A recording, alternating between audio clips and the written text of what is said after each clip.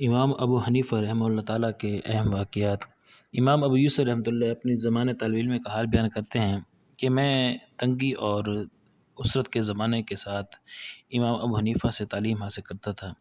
ایک دن میرے والد آئے اور مجھے در سے اٹھا کر اپنے ساتھ لے گئے اور کہا کہ ابو حنیفہ تو خوشحال آدمی ہیں اور امیر آدمی ہیں، لیکن تم تو تنگ دست ہو، تم ان کی برابری نہ کرو۔ اس کے بعد میں نے امام اعظم ابو حنیفہ رحمۃ اللہ کے پاس آنا جانا کم کر دیا۔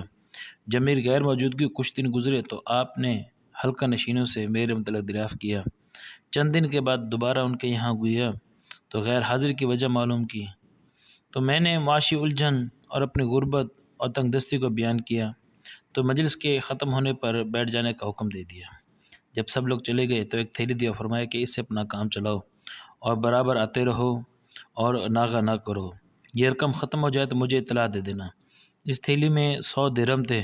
اس کے تھوڑے دن بعد بغیر کہے دوسری تھیلی دی۔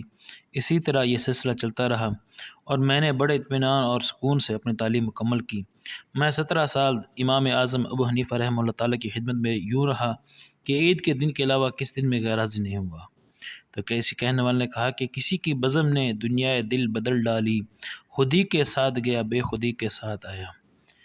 امام ابن حجر مکی رحمہ اللہ تعالیٰ نے امام اعظم ابو حنیفہ رحمۃ اللہ کے سوانے پر اپنی شرح آفاق کتاب الخیرات الحسان فی مناقب امام ابی حنیفہ النعمان رحمہ اللہ تعالیٰ اس کے صفحہ 93 میں یہ بات نقل کی ہے کہ امام اعظم ابو حنیفہ رحمہ اللہ تعالیٰ تمام لوگ میں سب سے سخی اور فیاض تھے۔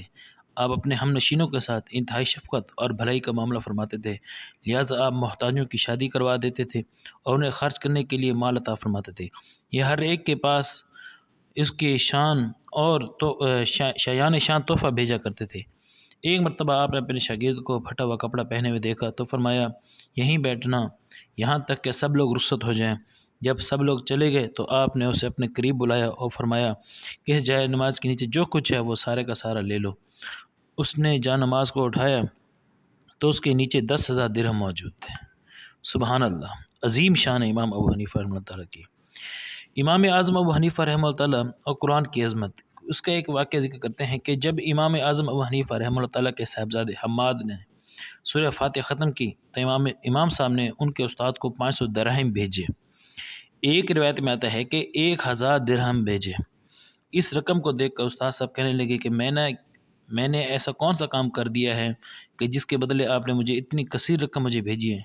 امام صاحب نے ان کو بلا بھیجا اور حضرت کے پھر فرمایا کہ میرے لڑکے کو جو کچھ آپ نے سکھایا ہے اس کو حقیر نہ سمجھیں، واللہ اگر میرے پاس اس سے زیادہ ہوتا تو قرآن شریف کی عظمت کے پیش نظر وہ سب کے سب آپ کے نظر کر دیتا۔ اسی طرح امام اعظم ابو حنیفہ رحمۃ اللہ کی تجارت کے متعلق بھی واقعات ہیں۔ مثلا ایک واقعہ آتا ہے کہ امام صاحب رحمہ اللہ تعالیٰ تجارت فرمایا کرتے تھے، اپنا مال تجارت بغداد بھجواتے تھے۔ آپ اس کا سارا نفع سال بھر تک جمع فرماتے، پھر اس سے اپنی ضروریات مثلا کھانا کپڑا خریدتے اور باقی اپنے اساتذہ کرام اور محدثین کی خدمت میں حاضر کرتے اور عرض کرتے کہ اس سے اپنی ضروریات میں صرف فرما لیجئے اور اللہ تعالیٰ ہی کی تعریف کیجئے، کیونکہ میں نے اپنے مال سے کچھ حاضر نہیں کیا، یہ تو اللہ کا فضل ہے، اسی کی دین ہے جو اس نے میرے ہاتھ پہ عطا فرمایا ہے۔